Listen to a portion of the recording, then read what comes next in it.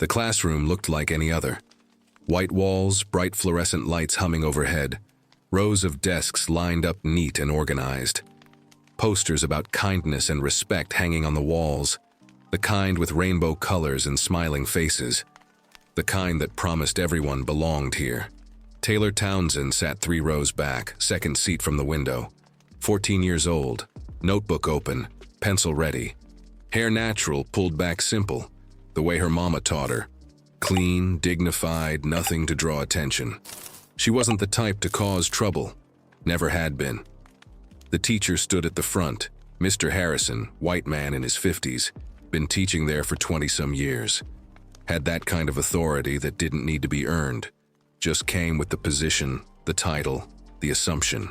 He was talking about the Civil War, going through facts and dates like they were just numbers on a page, nothing more. Taylor raised her hand. She had a question about something he'd said, something that didn't sit right with the reading she'd done the night before.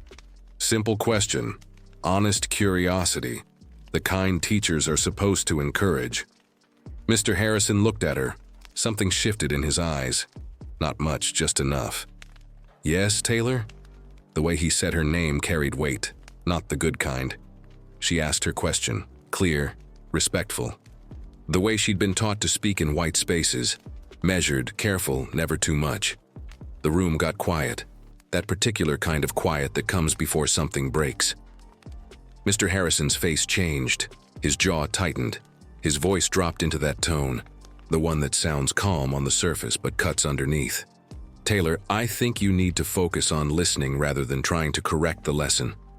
This isn't about your interpretation. The pause before interpretation hung in the air like smoke. She started. I know what you were doing. He cut her off. Smooth, clean, the kind of interruption that looks professional but feels like a slap. You have a habit of disrupting class with unnecessary commentary. Maybe if you spent more time paying attention and less time trying to be the center of attention, you'd actually learn something. The words landed heavy, every syllable designed to diminish. Taylor's face went hot. That burning sensation that starts in your chest and rises up through your neck, flooding your cheeks. Her hands gripped the edge of her desk. She wanted to speak, wanted to defend herself, wanted to say she wasn't disrupting anything, wasn't trying to be the center of anything. She just had a question. But she'd learned. Oh, she'd learned. Black girls who talk back get labeled aggressive, difficult, attitude problem. So she swallowed it. Swallowed the words, swallowed the heat, swallowed the shame that wasn't even hers to carry. A few students snickered. Quiet laughs, barely audible. But there. Enough to make it worse. Enough to turn a moment into a memory. Mr. Harrison turned back to the board like nothing happened. Like he hadn't just publicly humiliated a child for asking a question. Like this was normal. Like this was discipline. The air in that room changed. You could feel it. That heaviness that settles when injustice happens in plain sight, and nobody does anything about it. When everyone sees it, but nobody names it. Taylor stared down at her notebook. The words blurred. Her vision got watery, but she blinked it back. She would not cry. Not here. Not in front of them. She sat through the rest of class like a statue. Silent. Still. Trying to make herself smaller. Trying to disappear into the chair. The lesson continued around her like she wasn't even there anymore. And maybe that was the point. Maybe that was always the point. To remind her that her voice didn't matter, that her presence was conditional, that she was allowed in the room but not truly welcome. When the bell rang, she gathered her things slowly, deliberately. Kept her head down, walked out without looking at anyone. In the hallway, she pressed her back against the lockers and took a breath. Deep, shaky, the kind that barely holds back everything underneath. A friend walked by, saw her face, started to ask if she was okay. Taylor just shook her head. Not here, not now. Because what was there to say? How do you explain that kind of hurt? The kind that doesn't come from fists or obvious cruelty, but from the casual, everyday humiliation that hides behind professionalism and authority. She went to her next class, sat down, opened her book, did the work, because that's what you do. You keep going, you survive. But something inside her had shifted. A crack had formed, not in her spirit, that remained whole, but in her understanding of the world, in her belief that these spaces were safe, that these rooms were fair. She'd learned a lesson that day, just not the one Mr. Harrison was teaching. She learned that sometimes the most painful wounds come wrapped in politeness. That disrespect doesn't always shout. Sometimes it speaks in measured tones in front of a classroom full of witnesses. And she learned that silence can be the heaviest thing in the room. The weight of it followed her home that day, settled in her chest, made her quiet at the dinner table when her mama asked about school. It was fine, she said, but it wasn't fine, and they both knew it. Some things don't need words. Some things show up in the eyes, in the shoulders, in the way a child who used to smile easy now carries herself careful. That classroom, those white walls, that moment it happened, it was real, and it left a mark that nobody could see but everyone who's lived it would recognize. Because this is how it works. This is how the everyday humiliation operates. Clean, quiet, leaving no evidence except the weight in the chest and the question that haunts. Was it me? Did I do something wrong? And the answer, the one that takes time to understand, is no. It was never you. It was them. It was always them. Taylor couldn't shake it. 3 days had passed since that moment in Mr. Harrison's class, and it still sat on her chest like a stone. Heavy, constant, the kind of weight that doesn't ease up even when you try to forget. She kept replaying it. The question she'd asked, the tone she'd used, wondering if maybe she'd said something wrong. Maybe her voice had carried attitude she didn't intend. Maybe she'd interrupted when she shouldn't have. Maybe somehow she'd deserved it. This is what they do to you. This is the cruelest part of it all. They make you question yourself. They make you carry their sin like it's your shame. Her mama noticed. Of course she noticed. Black mothers always do. They've got that radar, that sixth sense for when their children are carrying something they shouldn't have to carry. "Baby, you've been quiet," her mama said one evening, sitting beside her on the couch. Not pushing, just present. Taylor shrugged. "I'm okay." Her mama's voice carried that knowing tone. "You've been okay for 3 days now. That's a long time to be just okay." Taylor's throat tightened. She wanted to tell her, wanted to unload it. But she also knew what would happen if she did. Her mama would march into that school, would demand answers, would make noise.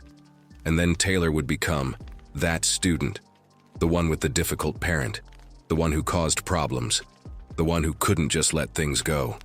So she said what black children learn to say when they're trying to protect their parents from pain they can't fix. "It's nothing, Mama. Really." But her mama's eyes said she knew better. Said she'd been 14 once too. Said she understood the particular kind of nothing that weighs everything. At school, Taylor had become different, smaller. In Mr. Harrison's class, she sat stone still. Didn't raise her hand. Didn't ask questions, didn't engage.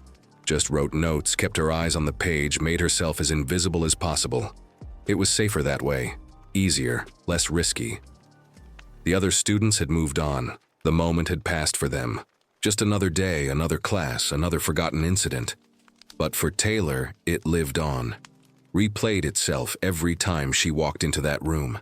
Mr. Harrison acted like nothing had happened. That was almost worse.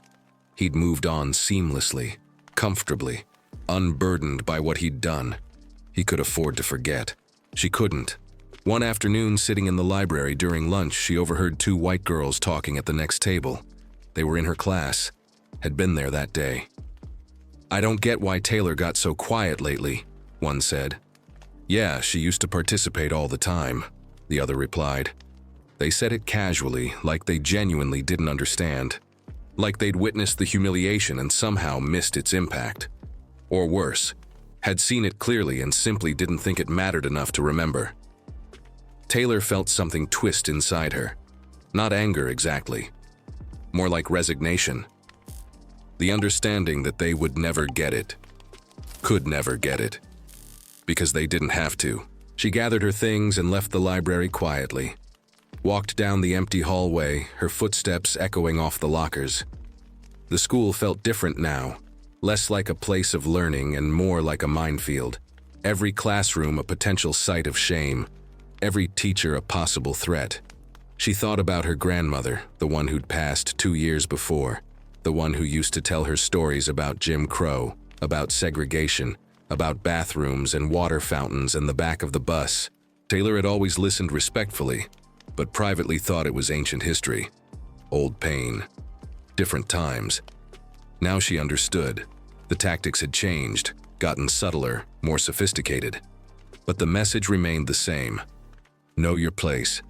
Don't get too comfortable. Don't forget you're different. In English class later that week, her teacher assigned an essay about overcoming obstacles. Taylor stared at the blank page for a long time. The irony wasn't lost on her. What obstacle was she supposed to write about? The one sitting 3 classrooms down, teaching American history with a tenure-protected seat and a pension plan? The obstacle that looked like respect, but felt like contempt. The one that came with a smile and a syllabus and the casual power to make a child doubt her own worth? She wrote about learning to ride a bike instead. Safe topic.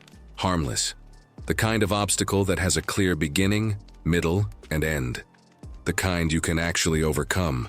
But the real obstacle, the one that mattered, kept growing. It wasn't just Mr. Harrison anymore.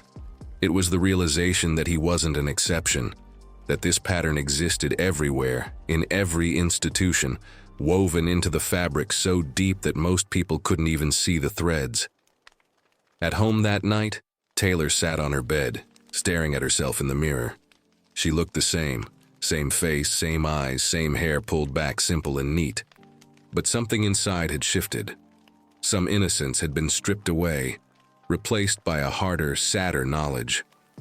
She was learning to survive in a world that claimed to be post-racial, but practiced the same old prejudice with a modern polish. Learning to smile when she wanted to scream. Learning to swallow her voice to avoid being labeled. Learning that her dignity was always conditional, always subject to someone else's judgment. Her phone buzzed. A text from her cousin Marcus, 2 years older, already in college. "How's school?" She started typing the truth, then deleted it. Started again, deleted again. Finally settled on, "It's fine." He responded immediately. "That bad, huh?" She smiled despite herself. Marcus got it. He'd been through it. He knew that fine from a black student often meant anything but. "Yeah," she typed back. "That bad." Want to talk about it? She did, but also didn't. What was there to say that hadn't been said 1,000 times before? What advice could he give that would change the fundamental reality of her situation? "Maybe later," she replied. "I'm here when you're ready," he wrote. "And Taylor, it's not you, it's never you." She read that message 3 times. Let it sink in. Let it settle somewhere deep where the doubt had been living. It's not you, it's never you. Simple words, but they carried weight, offered a lifeline, a reminder that the shame she'd been carrying wasn't hers to bear. Taylor set her phone down and looked at herself in the mirror again. This time she held her own gaze, steady, unflinching. She wasn't broken, she was learning. Learning that the world could be cruel. Learning that injustice often wore a suit and tie and a professional tone. Learning that survival sometimes meant silence, but silence didn't mean acceptance. The weight was still there, still heavy, but now it had a name. And naming something is the first step toward understanding it. Understanding it is the first step toward fighting it. She didn't know yet that things would change. Didn't know that the silence wouldn't last forever. Didn't know that sometimes, when one person finds their voice, others remember theirs too. But she would learn. In time, she would learn. For now, she carried the weight. Alone but not broken. Hurt but not destroyed. And somewhere deep inside, beneath the doubt and the shame and the exhaustion, a small ember of resistance was beginning to glow. Quiet. Patient. Waiting for the right moment to catch fire. Because some wounds don't just heal. Sometimes they transform. Sometimes they become fuel. And Taylor Townsend, 14 years old, sitting in her room on a Wednesday night, was about to discover what happens when enough people get tired of swallowing silence. The story wasn't over. It was just beginning. Monday morning came cold and gray. Taylor walked through the school doors with her head down, backpack heavy on her shoulders. Not just from books, from everything else she carried that nobody could see. Mr. Harrison's class was fourth period. She had 3 hours to dread it. 3 hours to feel her stomach tighten, her palms sweat, her breath get shallow. This is what happens when a place that's supposed to be safe becomes a battlefield. Your body remembers before your mind catches up. In the hallway between second and third period, she passed Mr. Harrison. He was talking to another teacher, laughing about something, relaxed, comfortable. When he saw Taylor, he nodded, just a small acknowledgement. Professional, polite, like nothing had ever happened. Taylor nodded back, automatic, trained. The way you respond when the person who hurt you still has power over your grade, your record, your future. She kept walking, kept breathing, kept moving. But inside, something screamed. Fourth period arrived too fast. She slid into her seat, third row back, second from the window. Her usual spot. The chair felt different now, less like a place to learn and more like a place to endure. Mr. Harrison started the lesson. Something about reconstruction, facts and dates rolling off his tongue like he was reading a grocery list. Detached, clinical, like he was talking about strangers in a distant time instead of real people who'd suffered real pain. Taylor kept her eyes on her notebook, wrote everything down, didn't look up, didn't engage, became invisible the only way she knew how, by erasing herself. Halfway through class, a white boy named Ethan raised his hand, asked a question, got it wrong, completely wrong. Mixed up his dates and his facts and his entire understanding of the topic. Mr. Harrison smiled, patient, kind. That's a good try, Ethan. Let me help you with that. He walked Ethan through it. Gentle, encouraging, no judgment, no public correction, no humiliation. The difference was stark, obvious, painful. Taylor's grip on her pencil tightened. She felt her jaw clench. The unfairness of it sat in her throat like a stone. She wanted to stand up, wanted to point it out, wanted to ask why Ethan got kindness for being wrong while she got contempt for being curious. But she knew the answer. Deep down, in that place where truth lives even when you don't want to face it, she knew. After class, she gathered her things slowly. Let everyone else leave first. She'd learned that too, how to time her exits to avoid unnecessary interaction. Sarah Chen, an Asian girl who sat 2 rows over, lingered by the door. When Taylor walked past, Sarah caught her eye. Just for a second, something passed between them. Recognition, understanding, the kind that comes from shared experience. Sarah didn't say anything, neither did Taylor, but the look was enough. It said, I saw what happened. I see what's still happening. I don't know what to do about it either. In the cafeteria at lunch, Taylor sat with her usual group. 3 other black girls who'd been her friends since freshman year. They talked about normal things, homework, weekend plans, who was dating who. But Taylor was only half present. Her mind kept drifting back to that classroom, to the weight of being singled out, to the exhaustion of constantly monitoring yourself, measuring every word, every gesture, every expression. You good? Asked Keisha, one of her closest friends. Taylor nodded. Yeah, just tired. You've been tired a lot lately, Keisha observed. Not accusing, just noticing. Taylor shrugged. What could she say? That she was tired of being treated like a problem? That she was tired of second-guessing herself? That she was tired of watching white students get grace while she got scrutiny? She couldn't say it. Not here. Not in the middle of the cafeteria where anyone could hear.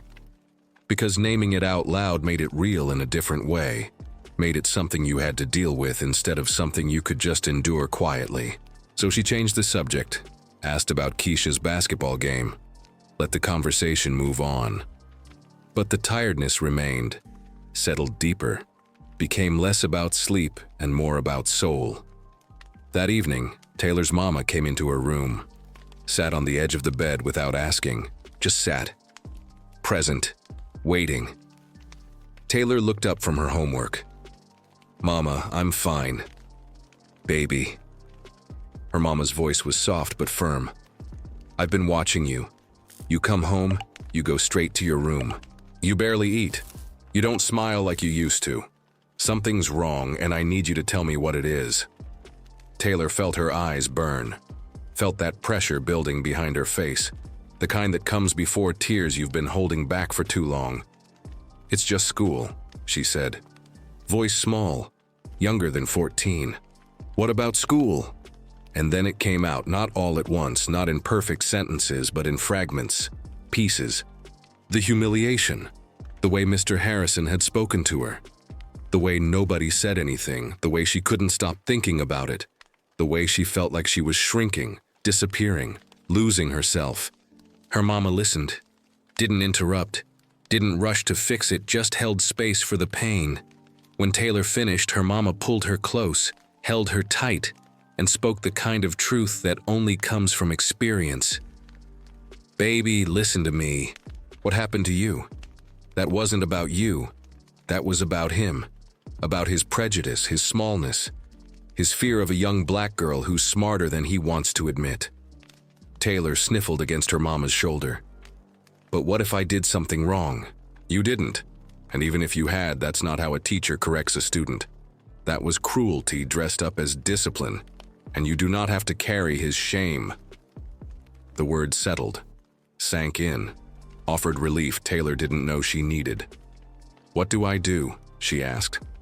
Her mama pulled back, looked her in the eyes. "You hold your head up, you keep being brilliant. You don't let him make you small, and you remember, his opinion of you doesn't define your worth." Taylor nodded, wanted to believe it, needed to believe it. "And baby," her mama's voice got softer, "you're not alone in this, you hear me? You're not alone." Taylor nodded again. This time, something in her chest loosened, just a little, just enough to breathe. The silence had spread, had grown, had taken root, but so had something else. Something her mama had just planted with those words, the beginning of resistance, the start of refusal, the quiet determination that says, "I will not disappear." Not today, not for him, not for anyone. The thing about witnesses is they carry what they've seen whether they want to or not. It sits with them, works on them, sometimes slowly, sometimes all at once. Sarah Chen couldn't stop thinking about what she'd witnessed in Mr. Harrison's class. She'd seen the whole thing, the way he'd shut Taylor down, the tone he'd used, the casual cruelty disguised as classroom management. She recognized it because she'd felt variations of it herself. Different flavor, same poison. The assumptions about being good at math, the surprise when she spoke up in English class, the way some teachers looked right through her like she was a stereotype instead of a person. But what bothered Sarah most wasn't just what Mr. Harrison had done. It was what she hadn't done. She'd sat there silent, complicit, a witness who didn't testify. The guilt gnawed at her. 2 rows behind Taylor sat Marcus Webb, a quiet white kid who mostly kept to himself. Marcus had seen it too, had felt uncomfortable in that moment but hadn't known what to do. Didn't want to make things worse, didn't want to draw attention. But the discomfort stayed with him, followed him home, made him question things he'd never questioned before. At the lunch table with his friends, he heard them complain about a teacher being unfair, about a test being too hard, about getting points marked off for minor mistakes.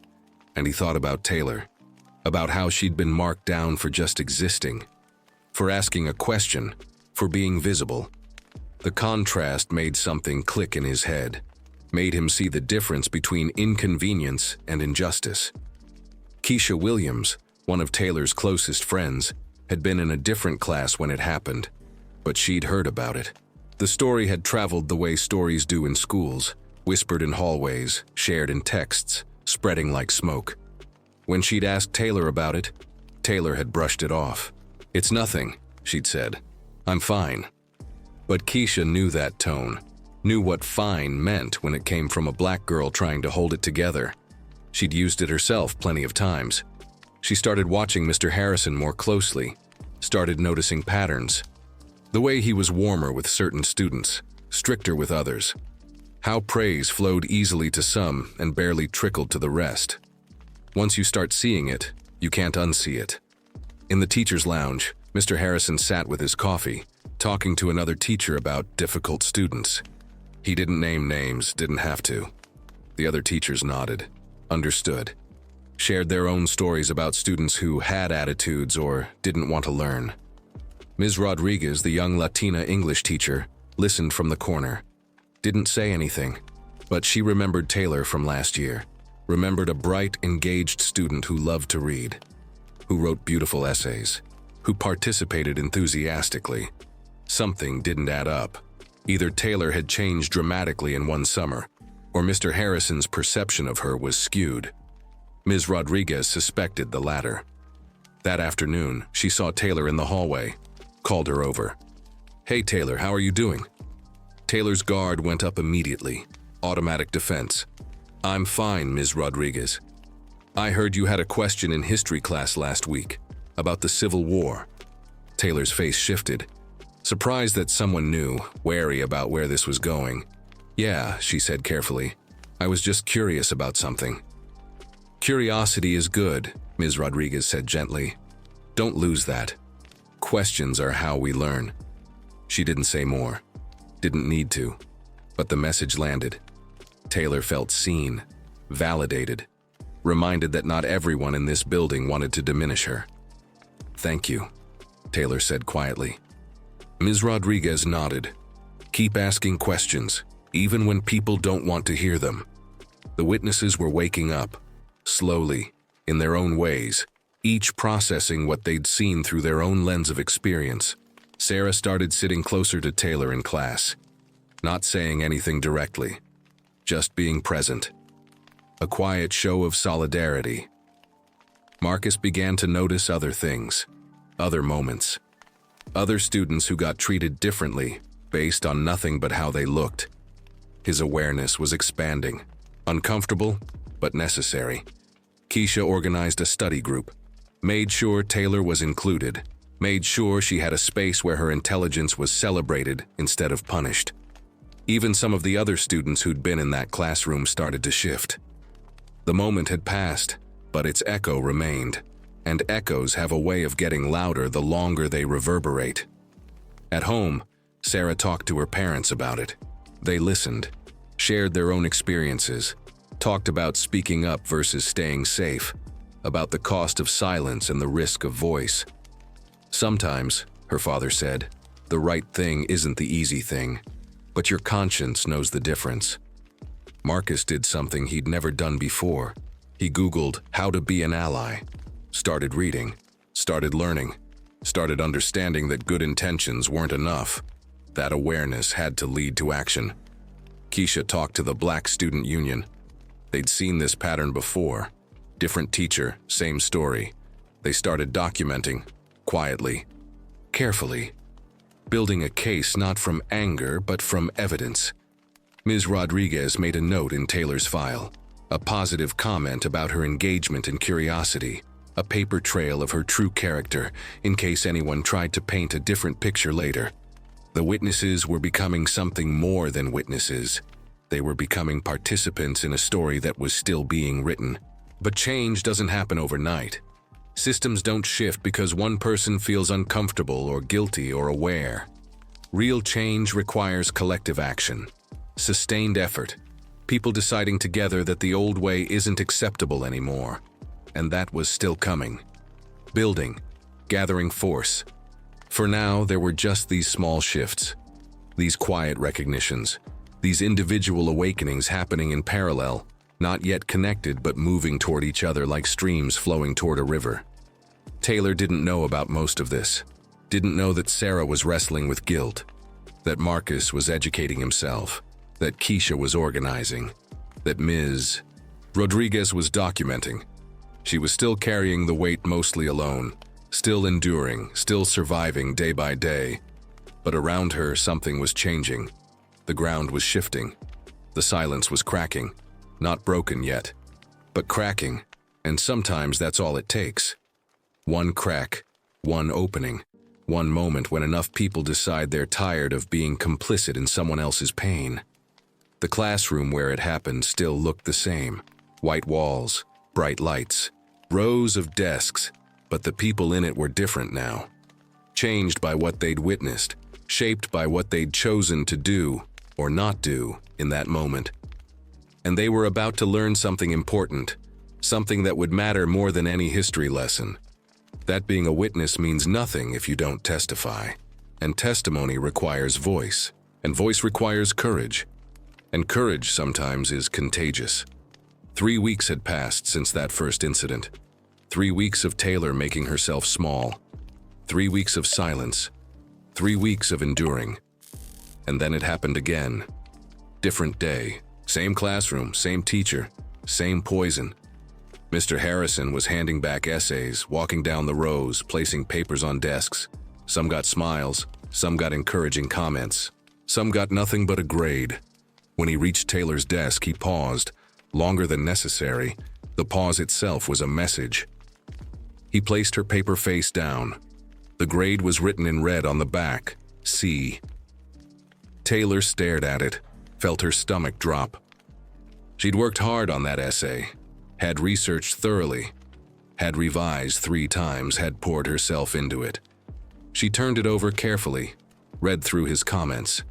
They were harsh, nitpicking, focused on minor issues while ignoring the substance. The kind of grading that's less about the work and more about the person who did it. Her throat tightened.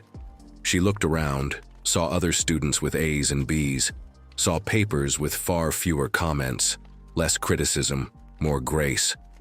She raised her hand, slowly, tentatively. Mr. Harrison looked at her. Something flickered in his eyes. Not quite a smile, not quite a smirk. Something in between. Yes, Taylor? Mr. Harrison, I was wondering if I could ask about my grade. You thought you deserved better? He cut her off, voice loud enough for everyone to hear. Let me guess. You think I graded you unfairly because you worked so hard? The way he said it dripped with condescension, made her sound entitled, unreasonable, difficult. No, I wanted to understand the feedback because you can't accept that your work wasn't as good as you thought it was? He was talking over her now, not letting her finish a single sentence. Taylor, this is part of learning, part of growing up. You don't get to argue every time you don't like a grade. She hadn't argued, hadn't raised her voice, hadn't done anything except ask a question. But Enough.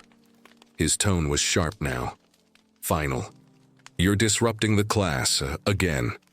If you have a problem with your grade, you can discuss it after school. Right now, you need to accept it and move on. The room went dead silent. That particular kind of quiet that happens when everyone knows they're watching something wrong but nobody knows how to stop it. Taylor's face burned. Her eyes stung. Her hands shook. She looked down at her desk, at the sea staring back at her, at the criticism that felt less like feedback and more like attack. She heard movement, someone shifting in their seat, a throat being cleared, the sound of tension building, and then Sarah Chen's voice cut through the silence. That's not fair. 3 words, quiet but clear. Mr. Harrison turned. Excuse me? Sarah's face was pale, but her jaw was set. I said that's not fair. She was just asking a question about her grade. That's not disrupting class. The room seemed to hold its breath. Ms. Chen, I don't recall asking for your opinion, but I'm giving it. Sarah's voice was shaking now, but she kept going. You let Ethan ask about his grade last week. You let Madison ask about hers yesterday. But when Taylor asks, it's disrupting class. How is that fair? Something shifted. You could feel it, like a current changing direction. Marcus Webb spoke next. His voice was quieter than Sarah's, but steady. She's right. I've noticed it too. Mr. Harrison's face reddened. Mr. Webb, Ms. Chen, It's not fair, Keisha Williams interrupted. She was sitting in the back row, leaning forward now. And we've all seen it. Multiple times. You treat her different. You always have. More voices joined. Not everyone. Not all at once. But enough. Yeah, I've noticed that too. She wasn't being disrespectful. She just asked a question. Why is it only a problem when she does it? Mr. Harrison tried to regain control. That is enough. All of you need to. No. It was Taylor who spoke this time. Her voice was small, but it was there, present. No, Mr. Harrison. This time it's not enough. She stood up. Legs shaking, heart pounding, but standing. I asked a simple question about my grade, that's all. Just like other students do. Just like you encourage us to do. But when I do it, I'm disrupting. I'm difficult. I'm the problem. Her voice cracked, but she pushed through. And I'm tired. I'm tired of being treated like I don't belong here. Like my questions don't matter. Like I'm guilty of something just for existing in this classroom. The room was absolutely silent now. Different kind of silence, the kind that listens.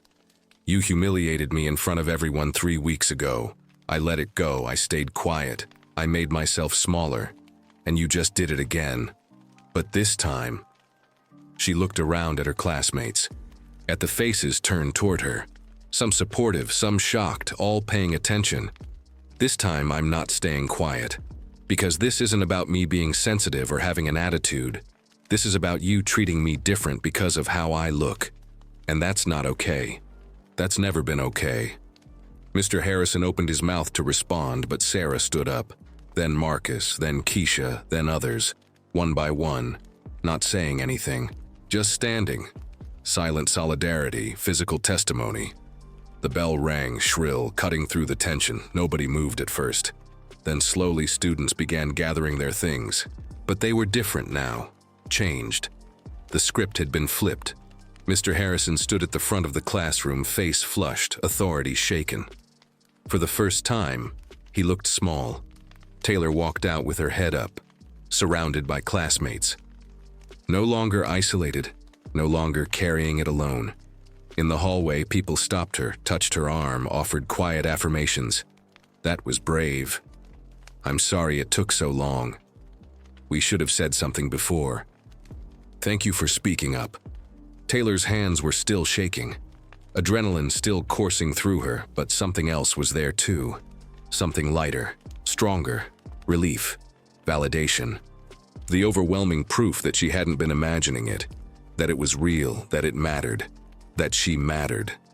That afternoon, Ms. Rodriguez pulled her aside. I heard about what happened in Harrison's class. Taylor braced herself. Wasn't sure what was coming. I'm proud of you, Ms. Rodriguez said simply.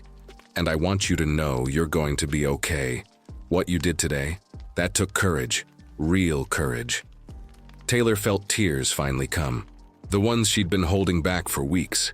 I was so scared. I know, but you did it anyway, and you weren't alone. That's important. You weren't alone. News traveled fast. By the end of the day, what happened in Mr. Harrison's class was all anyone was talking about. The narrative was shifting. The story was changing.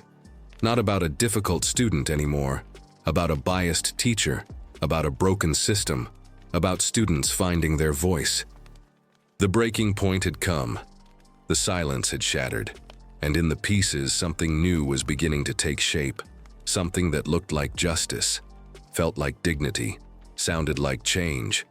The principal's office smelled like old coffee and cheap air freshener.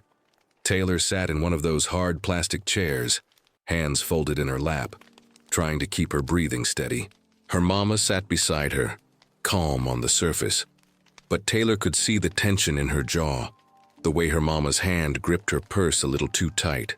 The kind of controlled fury that comes from years of having to be twice as composed to be taken half as seriously.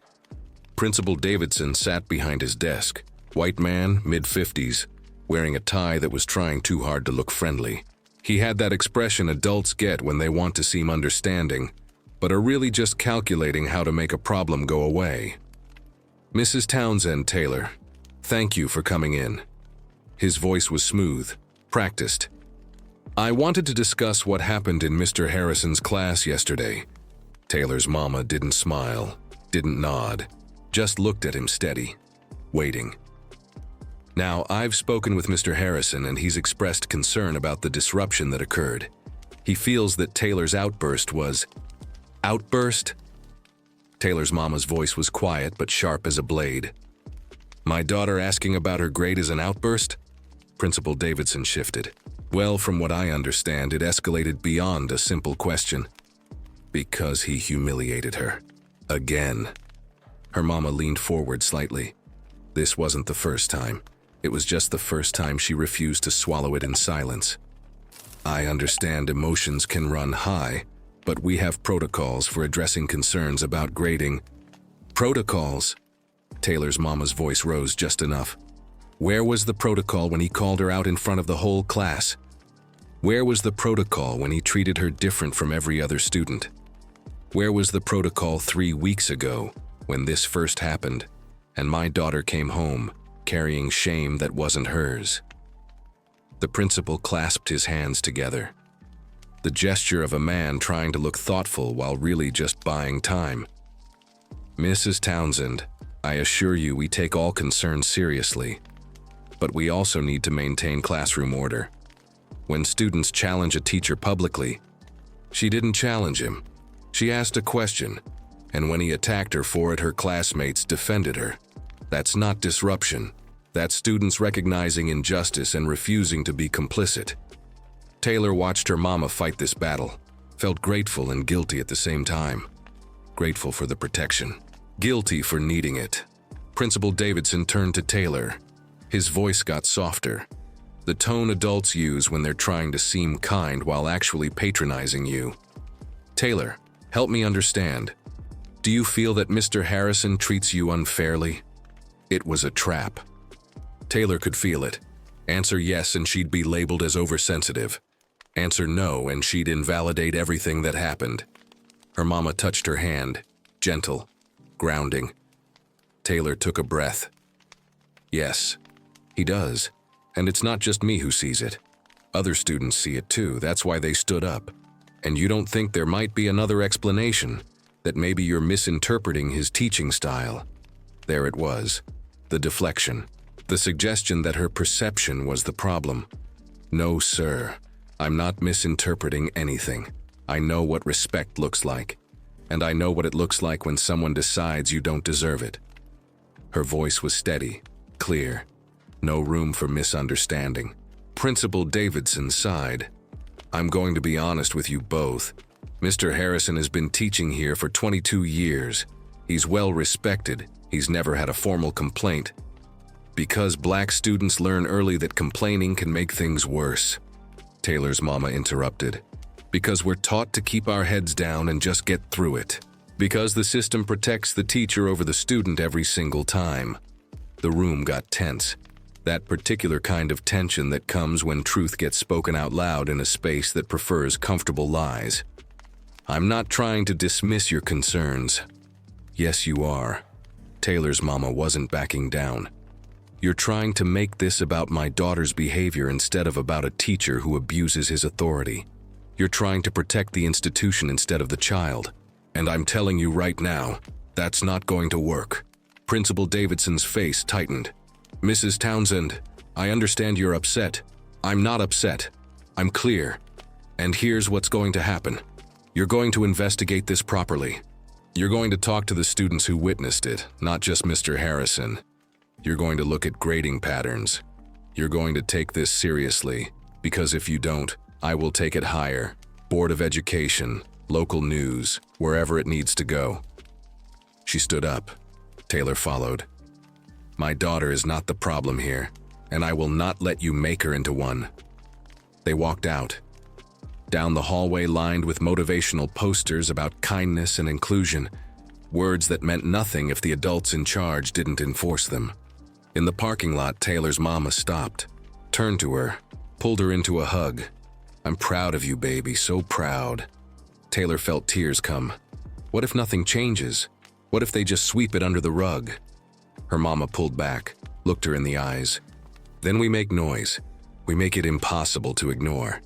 But you did your part. You spoke up, you stood up. That took more courage than most adults ever have to show. They drove home in silence. Not the heavy kind. The processing kind. That night, Taylor's phone lit up with messages. From classmates, from Sarah and Marcus and Keisha. From students she barely knew. Thank you for saying what needed to be said.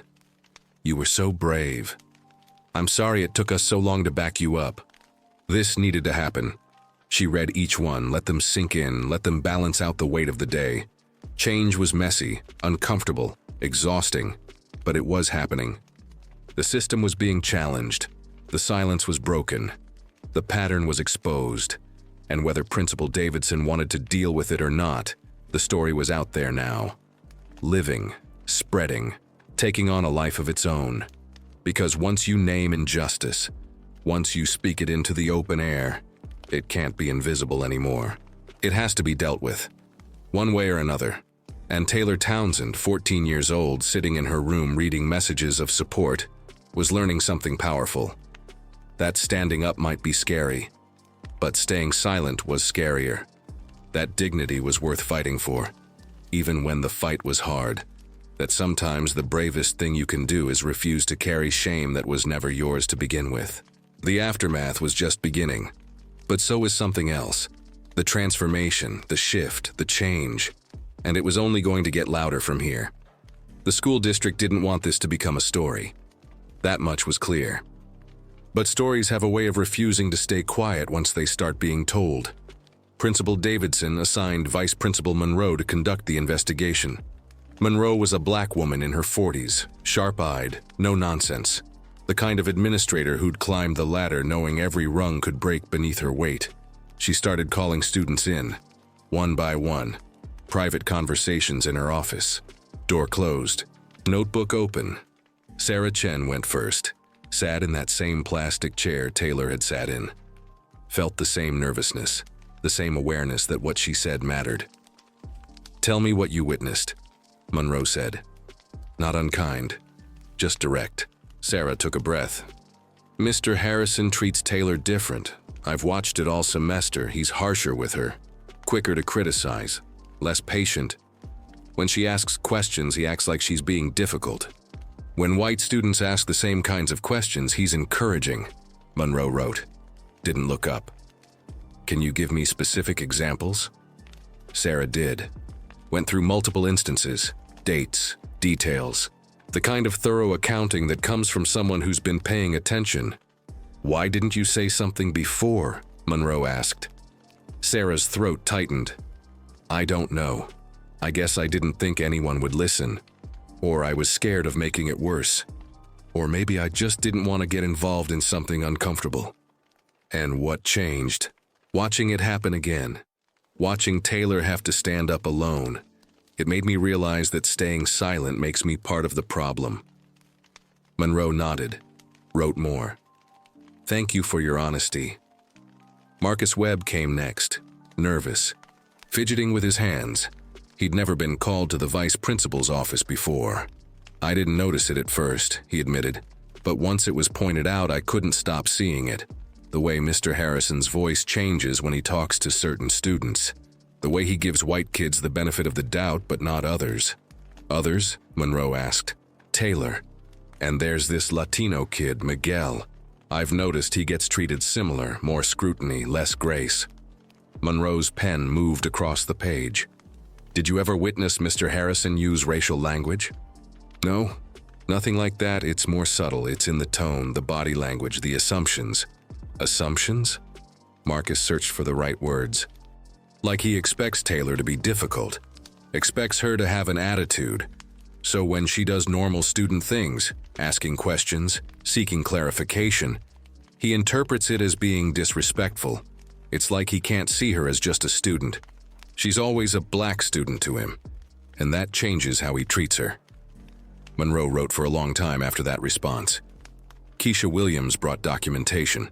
She'd been keeping notes, dates when Taylor had been called out publicly, grades that seemed inconsistent with the quality of work, patterns of behavior.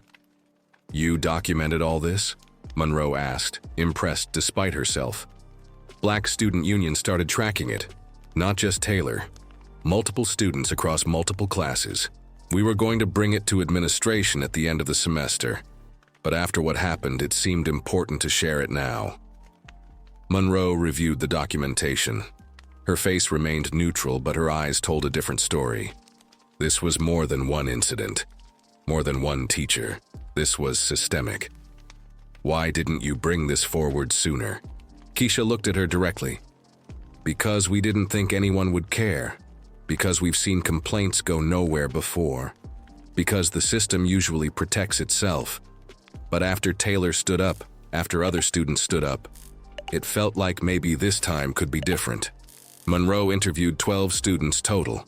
Their stories aligned, consistent patterns, credible witnesses, the kind of testimony that was hard to dismiss. She also talked to Mr. Harrison.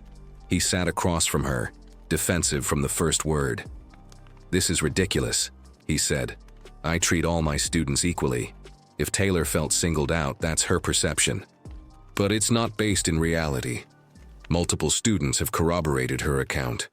Students who are her friends, who have a bias, who probably coordinated their stories. They provided specific examples, dates, details. Their accounts are consistent but not identical, which actually increases their credibility." Mr. Harrison's face reddened. "I've been teaching for 22 years. I've never had a complaint. And now suddenly I'm being accused of racism because I expect students to follow classroom protocol? The issue isn't classroom protocol. It's differential application of that protocol based on student demographics. That's not what I do. Is it possible you have unconscious biases that affect your interactions with students?" His jaw clenched. "No, I don't see color. I see students." Monroe made a note. The "I don't see color" defense. Classic. Problematic. Mr. Harrison, when you don't see color, you also don't see the different experiences students bring, the different obstacles they face, the different ways they're perceived and treated. I'm being railroaded here. You're being investigated. There's a difference. She pulled out Taylor's essay, the one with the CE. "Can you walk me through your grading criteria for this assignment?" He did. Pointed out issues, most of them minor, nitpicky. The kind of criticism that, when Monroe compared it to other students' papers with higher grades, seemed inconsistent. "This student's paper has similar structural issues," she pointed out, showing him an A paper. "Why didn't you mark them down?" "That's different." "How?" He couldn't articulate it, just kept saying it was different. His judgment, his professional assessment. Monroe spent a week on the investigation, compiled her findings, wrote a report that was careful, thorough, and damning. She presented it to Principal Davidson in his office, watched him read it, watched his face tighten. "This is going to be a problem," he said. "The behavior is the problem. The report just documents it. What do you recommend?" Monroe had thought about this carefully. Mandatory bias training for all faculty, review of grading practices, and Mr. Harrison needs to issue a formal apology to Taylor and her family. Davidson winced. He's not going to like that. This isn't about what he likes, it's about what's right. The union will push back. Let them. We have documentation. We have witnesses. We have a pattern of behavior that violates district policy on equitable treatment. Davidson sat back in his chair, calculating, weighing options, protecting the institution versus protecting the student. Monroe waited. Knew this moment mattered. Knew which way he leaned would set a precedent. "Draw up the requirements," he finally said. "I'll present them to Harrison." It wasn't everything, wasn't perfect, but it was something. A crack in the wall, a shift in the foundation. Monroe called Taylor's mama that afternoon. "We've completed the investigation. The findings support Taylor's account. Mr. Harrison will be required to undergo training and issue an apology." There was silence on the other end. Then, "Thank you for taking this seriously. Your daughter was brave to speak up." And she was right. That evening, Taylor sat with her mom at the kitchen table, listened to the update, felt something release in her chest. Validation. Official. Documented. Real. "It's not enough," her mama said gently, "but it's a start." Taylor nodded, understood, knew that one investigation wouldn't fix everything, wouldn't change the deeper patterns, wouldn't undo the harm, but it was acknowledgement. It was accountability. It was proof that speaking up could matter. And sometimes that's where change begins. Not in perfection, but in the first small step toward justice. In the willingness to investigate, to document, to hold power accountable. In the decision to believe students when they tell you the truth about their pain. They called it a restorative conference. Fancy name for an uncomfortable room where people who hurt each other are supposed to make peace. Taylor sat on one side of the table with her mama beside her. Mr. Harrison sat across from them, Vice Principal Monroe at the head. The mediator, some consultant the district brought in, sat at the other end, clipboard ready, wearing that neutral expression professionals use when they're paid to pretend everything's fixable. The room was too bright, fluorescent lights humming overhead. The same cheap air freshener smell from the principal's office. Everything designed to look professional while feeling sterile. Mr. Harrison looked uncomfortable, arms crossed, face tight, body language screaming resistance even before anyone spoke. The mediator started with the script, talking about healing, understanding, moving forward, all those buzzwords that sound good on paper but rarely translate to real change. Mr. Harrison, the district has asked you to offer an apology to Taylor and her family. Would you like to begin? He uncrossed his arms, cleared his throat, looked somewhere past Taylor's shoulder instead of at her face. I apologize if my teaching methods made you feel uncomfortable.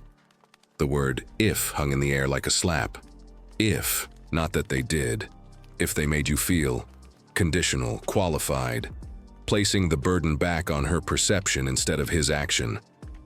Taylor felt her mama stiffen beside her. I never intended to single you out, he continued, voice flat, reading from some internal script he'd rehearsed. If you interpreted my classroom management as targeting you specifically, that was not my intent. There it was again. If you interpreted, like the problem was her understanding, not his behavior. I hold all my students to high standards. Sometimes that can feel harsh, but it's because I want everyone to succeed. I'm sorry if that came across differently than intended. He stopped, looked at the mediator like he'd completed an assignment, checked a box, done his duty. The silence that followed was heavy. Taylor's mama leaned forward, voice controlled but carrying an edge sharp enough to cut. That is not an apology. Mr. Harrison blinked. You didn't apologize for what you did. You apologized for how she felt about it. That's not the same thing. The mediator tried to intervene. Mrs. Townsend, perhaps we can— No! Her mama's voice was firm. My daughter deserves a real apology. Not this lawyer speak, cover your liability nonsense. A real acknowledgement of harm caused. Mr. Harrison's face reddened. I don't know what else you want me to say. The truth. Taylor spoke for the first time. Her voice was quieter than her mama's, but just as strong. I want you to tell the truth about what happened. He looked at her then, really looked at her. And for a moment something flickered in his eyes. Maybe recognition, maybe shame, maybe just discomfort at being confronted. I treated you differently, Taylor continued. You know it. I know it. The whole class knows it. You didn't just have high standards. You had different standards. For me. For students who look like me. That's not— he started. Yes, it is. Her voice stayed level. Didn't rise. Didn't need to. You shut me down for asking questions you encouraged in white students. You graded me harder, spoke to me harsher, made me feel like I didn't belong in your classroom. And when I finally stood up for myself, you tried to make me look like the problem. The room was silent except for the hum of those fluorescent lights. I don't need you to like me, Taylor said. I don't even need you to understand why what you did was wrong, but I need you to stop pretending it didn't happen. Stop making it about my feelings instead of your actions. Mr. Harrison looked down at the table, jaw working, pride and awareness fighting each other behind his eyes. Vice Principal Monroe spoke. Mr. Harrison, The investigation documented a pattern of differential treatment. This isn't about interpretation. It's about documented behavior. Taylor is asking you to acknowledge that. He was quiet for a long moment. When he spoke, his voice was different, smaller. I didn't see it that way. But that doesn't mean it wasn't happening, Monroe said gently. Intent doesn't negate impact. Another silence. Longer this time. He paused, started again. I may have reacted more harshly with you than I realized. In the moment, I thought I was just maintaining classroom order. But looking back, he trailed off. It wasn't much. Barely a crack in the armor, but it was more honest than anything he'd said so far. I'm sorry, he said, still not looking directly at her. I'm sorry that my actions made you feel unwelcome in my classroom. It shouldn't have been that way. Still not perfect. Still carrying hints of deflection, but closer to real acknowledgement. Taylor looked at her mama. Some silent communication passed between them. Then Taylor looked back at Mr. Harrison. Thank you for saying that, but I need you to know the damage is done. Words don't erase what happened. They don't give me back the weeks I spent thinking something was wrong with me. Don't give me back the confidence you chipped away at. Her voice was steady, clear. The voice of someone who'd found their power and wasn't giving it back. What I need from you going forward is change, real change. In how you see students like me, in how you treat us, in how you check yourself when those biases creep in. Mr. Harrison nodded. Small movement, but acknowledgement. The mediator tried to wrap it up with hopeful language about moving forward and growth opportunities. Professional speak that smoothed over the jagged edges, but Taylor knew better. Knew that this conference was less about healing and more about liability protection, less about justice and more about paperwork. Still, something had shifted. Maybe not in Mr. Harrison's heart. That would take time if it happened at all. But in the record, in the acknowledgement, in the proof that she'd been right to speak up. Walking out of that room, Taylor felt exhausted, emotionally drained. The kind of tired that comes from having to teach grown people lessons they should have learned decades ago. You okay? Her mama asked in the parking lot. Taylor thought about it. Yeah, I think so. It wasn't what I wanted, but maybe it was what I needed. What do you mean? I needed to say it to his face, needed him to hear me, even if he didn't fully get it, even if he never fully gets it. I said it, I stood up, I didn't back down. Her mama pulled her into a hug. No, baby, you sure didn't. That night, Taylor journaled about it, wrote out everything she'd felt, everything she'd wanted to say but didn't. Everything that still sat heavy in her chest. And at the end, she wrote something her grandmother used to say, something that felt true in a new way now. Forgiveness doesn't mean forgetting, and healing doesn't require pretending it didn't hurt. The apology wasn't enough, might never be enough, but Taylor was learning something more important than getting the perfect apology. She was learning that her dignity didn't depend on someone else's acknowledgement, that her worth wasn't determined by whether people in power validated her experience. She was learning that sometimes the strongest thing you can do is speak your truth and then walk away. Not because the other person changed, but because you refused to keep carrying their burden. The conference was over, the apology given, however imperfect. But Taylor's transformation, that was just beginning, because standing up once teaches you that you can do it again, and again, and again. That speaking truth becomes easier the more you practice it. That power doesn't always look like winning. Sometimes it looks like refusing to be silenced. And that's a lesson no classroom could teach. Only life, only pain, only the hard-earned wisdom that comes from surviving what tried to break you, and choosing to bloom anyway. Word spread through the school like water finding cracks in concrete. What happened in Mr. Harrison's class? The investigation. The apology that barely was. Students talked in hallways, cafeterias, locker rooms. The conversation was changing. Not everyone understood it. Some white students felt defensive. Not all teachers are racist, they'd say. missing the point entirely, confusing systemic critique with personal attack. But others were listening, really listening, starting to see patterns they'd been blind to before. Emma Rodriguez noticed that she rarely got questioned when she asked to use the bathroom, but her friend Jasmine always had to justify it. Small thing, easy to miss, until you start paying attention. Tyler Chen realized that when he forgot his homework, teachers assumed it was an honest mistake. When Marcus from his math class forgot, teachers assumed he didn't care. Same offense, different assumption. The Black Student Union grew, more students showing up to meetings, not just black students anymore. Sarah Chen came, Marcus Webb came, others who wanted to understand, who wanted to be part of change instead of passive witnesses to injustice. Keisha stood at the front of the room during one meeting, looking at the faces gathered there. Diverse, engaged, present. "This isn't just about Taylor," she said. "This is about all of us. Every student who's been treated different because of how they look. Every time we stayed silent because speaking up felt too risky. That ends now." They organized, created a student coalition for equity, started documenting incidents across the school. Not to attack teachers, but to reveal patterns.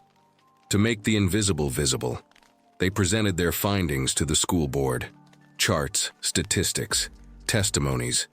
The kind of evidence that's hard to dismiss when it's comprehensive and credible.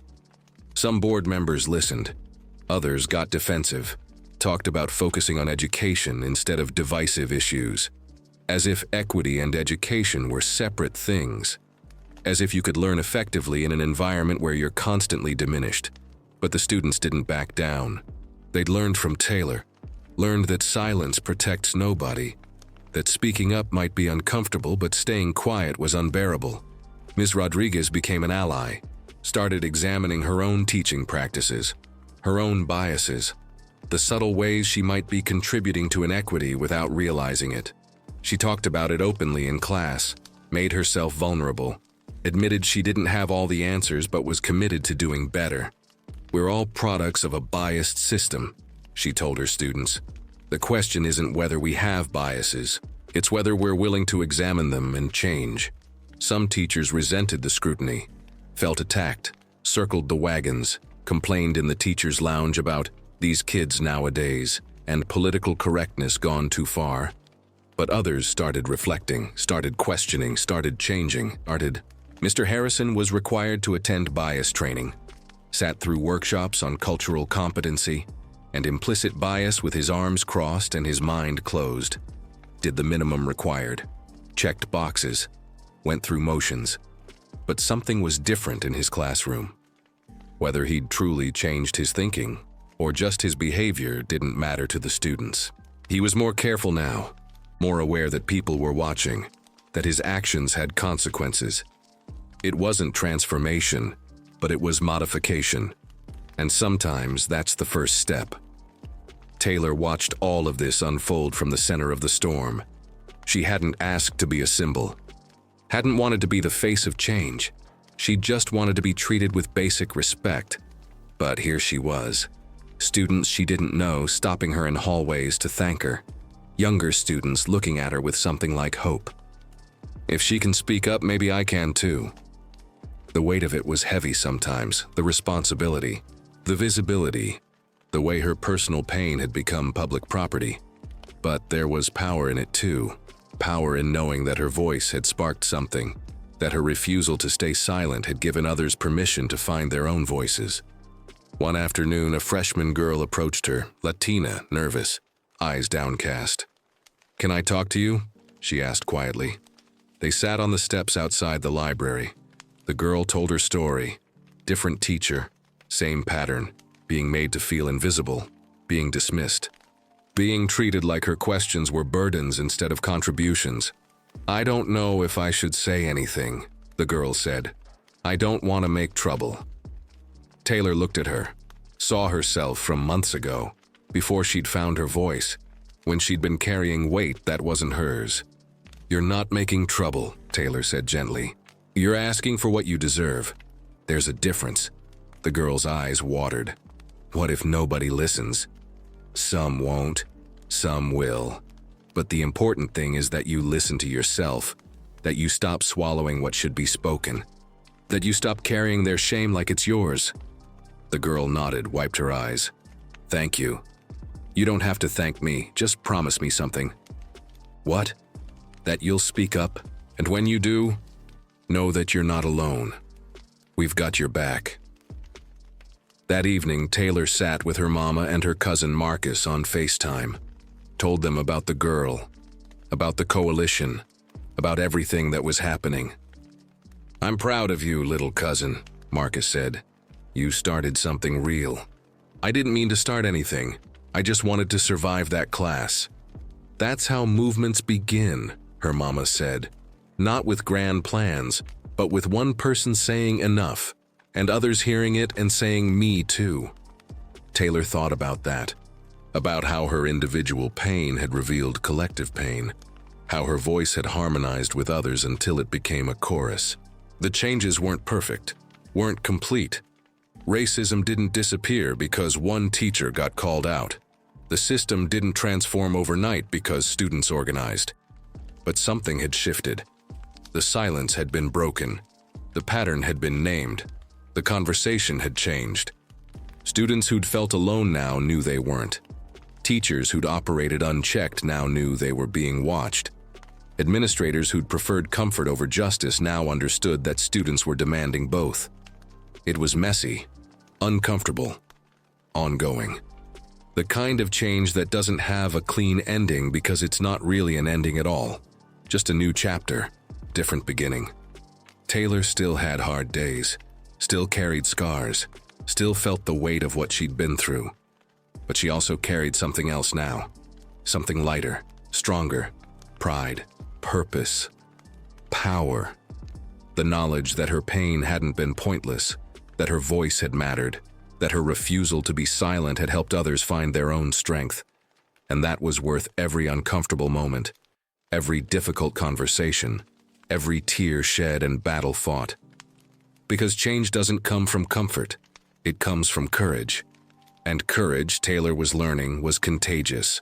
One voice becomes two, two become 10, 10 become a movement, and movements change the world. The school year ended. Summer came. Life moved forward the way it always does, whether you're ready or not.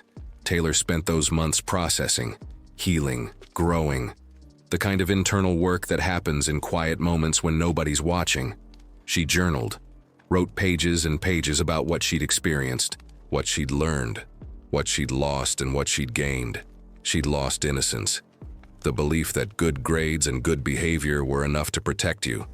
The assumption that fairness was automatic in spaces that claimed to value it. But she'd gained something too. Clarity. The ability to name what was happening when she saw it. The strength to stand in her truth even when it was uncomfortable. Her cousin Marcus came to visit in July. They sat on the porch drinking lemonade, talking about everything and nothing. You different, he observed. Not critical, just noticing. How so? Older, not in a bad way. Just, you carry yourself different, like you know something you didn't know before. Taylor thought about that. I guess I do. I know what my voice sounds like now. Really sounds like. When I use it. Marcus nodded. That's powerful. Some people go their whole lives never finding that. They sat in comfortable silence. Cicadas singing in the trees. Summer heat settling like a blanket. Does it still hurt? Marcus asked, thinking about what happened. Sometimes, not like it did, but yeah, it left a mark. Marks aren't always bad. Sometimes they're proof you survived something that tried to break you. Taylor looked at her cousin, saw the wisdom in his eyes. The kind that comes from his own battles fought and survived. You ever have a teacher like Mr. Harrison? She asked. Yeah, Mr. Peterson, sophomore year. Made me feel like I didn't belong in honors English. Told me maybe I should consider regular classes. Said it like he was doing me a favor. What did you do? Stayed in the class, got an A, wrote my college essay about it. He smiled, sad but strong. Used his doubt as fuel. Did he ever apologize? Nope, probably doesn't even remember it, but I do, and I made sure it didn't define me. Just informed me. Taylor understood. The mark remains. But you choose what it means. When school started again in September, Taylor walked through those doors different. Not scared, not small, present, grounded, ready. Mr. Harrison's class was no longer part of her schedule. She'd passed, moved on. But she saw him sometimes in hallways. They'd nod, polite, distant. A truce built on mutual avoidance rather than mutual respect. She didn't need his respect anymore. Had stopped waiting for it. Had found her worth somewhere deeper than his opinion. The student coalition continued meeting. Kept pushing for change, policy reforms, diversity training, accountability measures. Small victories that added up over time. Sarah Chen became co-president with Keisha. Marcus Webb joined too. The group grew, became a force. Not militant, not angry, just persistent, organized. Clear about what they wanted and why they deserved it. Taylor participated but didn't lead. She'd learned that not every battle required her to be at the front. That sometimes the most powerful thing you could do was make space for others to find their own voices. A new teacher joined the history department, Ms. Jackson. Young black woman, fresh out of graduate school, passionate about making history relevant and inclusive. Taylor took her class, felt the difference immediately. The way Ms. Jackson welcomed questions, encouraged debate, created space for multiple perspectives, treated students like scholars instead of problems waiting to happen. It reminded Taylor of what education could be, should be, when done right. One day after class, Ms. Jackson asked her to stay back. "I heard about what happened last year," she said gently. "With Mr. Harrison."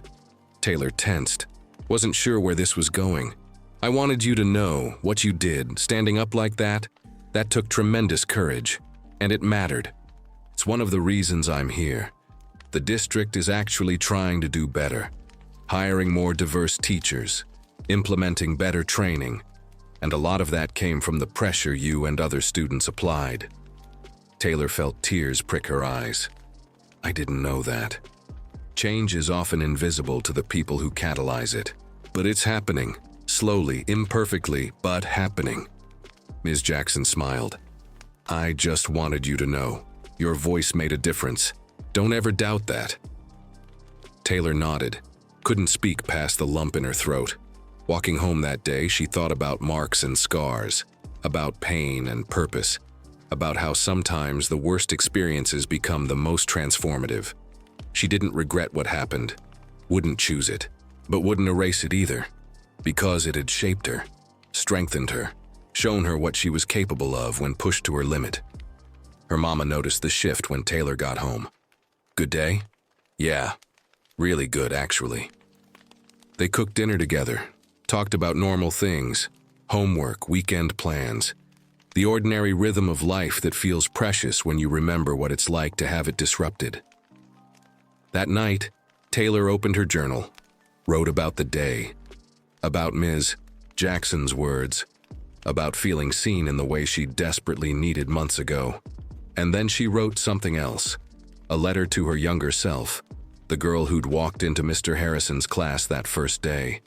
Innocent, hopeful, unprepared for what was coming.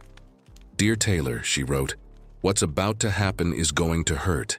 It's going to make you question yourself, make you doubt your worth, make you want to disappear. But I need you to know something. You're going to survive it. More than survive, you're going to transform it. Use it. Turn pain into power. You're going to find your voice. And it's going to be stronger than you ever imagined. The hurt is real. The mark is permanent. But so is your strength. So is your dignity. So is your refusal to be diminished. Hold on, speak up, trust yourself. You're going to be okay. Better than okay. You're going to be free." She signed it, dated it, closed the journal. The mark remained, would always remain, etched into her memory, part of her story. But it didn't define her, didn't limit her, didn't break her.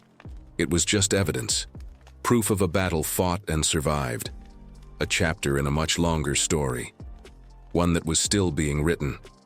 And Taylor Townsend, 15 now, sitting in her room on a Tuesday evening, understood something profound.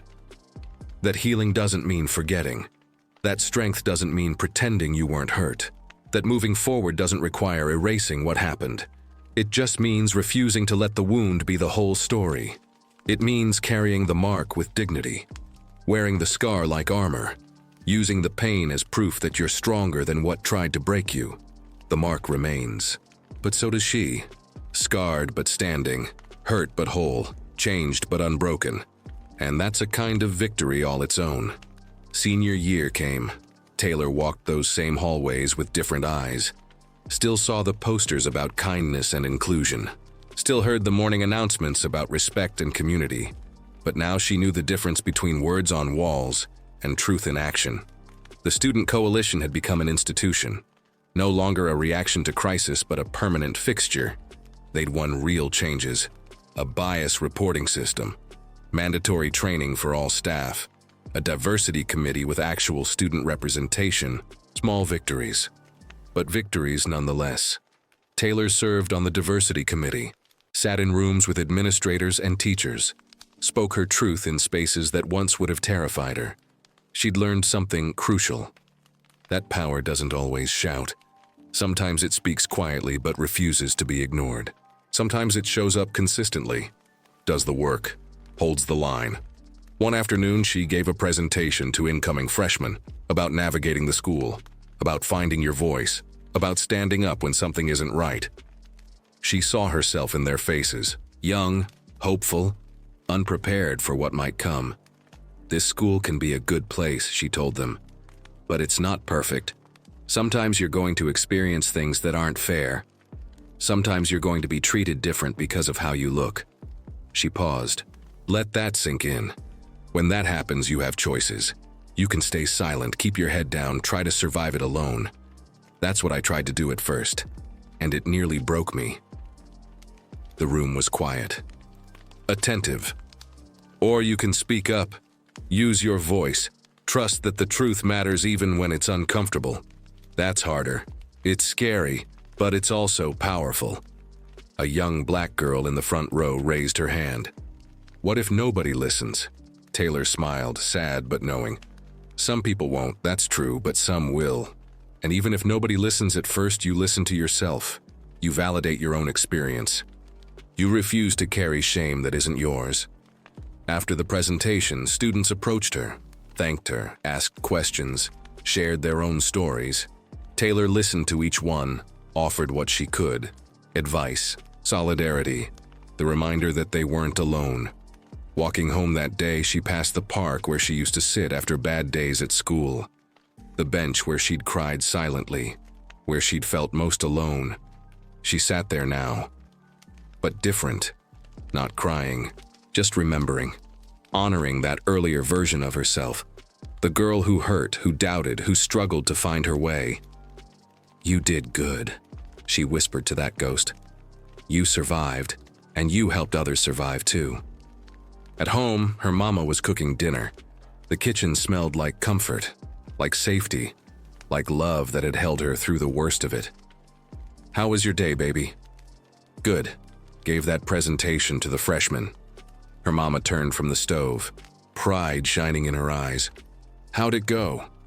I think it helped. I hope it did. I'm sure it did. You speaking your truth always helps, even when it's hard, especially when it's hard. They ate dinner together, talked about college applications, about the future, about dreams that felt possible now in ways they hadn't before. Taylor had been accepted to 3 universities, good schools, schools that wanted her, valued her, saw her potential instead of her problems. She'd written her college essay about what happened, not about being a victim, but about finding power in vulnerability, about speaking up, about the ripple effect of one voice joining with others. The essay was good, honest, real, the kind of writing that only comes from lived experience. One of the schools had already offered her a full scholarship, said her story demonstrated resilience and leadership, said they wanted students like her on their campus. Students like her, black, bold. unafraid to challenge injustice. She'd come a long way from the girl who'd sat in that classroom trying to disappear.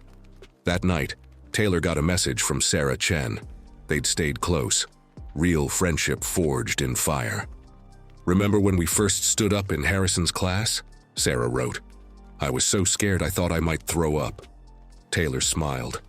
Typed back, "Me too, but we did it anyway. Changed everything, changed me." Same. They texted back and forth, remembering. Processing, celebrating how far they'd come. Marcus Webb was at college now, different school than Marcus, her cousin. But they kept in touch. He'd joined organizations fighting for equity on his campus. Said he'd learned from watching her. Keisha was applying to HBCUs. Wanted to be surrounded by Black excellence. To learn in spaces where her identity was centered instead of tolerated. "You inspired that," she'd told Taylor. "Watching you fight for your right to be seen made me realize I deserve spaces where I don't have to fight just to exist." The coalition would continue after they graduated. New students stepping up, carrying forward the work, building on the foundation they'd laid. Change wasn't finished, probably never would be. But it was happening, visible, documented, real. Mr. Harrison was still teaching, still there. Taylor heard he'd gotten better, more careful. Whether that came from growth or fear didn't matter to the students who benefited from the change. Some wounds heal with time. Others just teach you to live with scars. Taylor had learned to do both. She still had moments. Days when she walked past that classroom and felt the ghost of old pain. Moments when she doubted herself, questioned whether she'd done enough, been enough. But those moments were fewer now, quieter, manageable. More often she felt strong, clear, grounded in her worth. The week before graduation, the school held an awards ceremony. Taylor received the Student Leadership Award for courage, for advocacy, for making the school better through her voice. Standing on that stage, holding that certificate, looking out at the audience, Taylor thought about the journey, the pain, the transformation, the growth. She thought about the girl she'd been, the woman she was becoming, the difference between the two. And she thought about silence, how it used to live inside her, how it used to own her, how she'd finally learned to evict it. In her acceptance speech, she didn't talk about herself.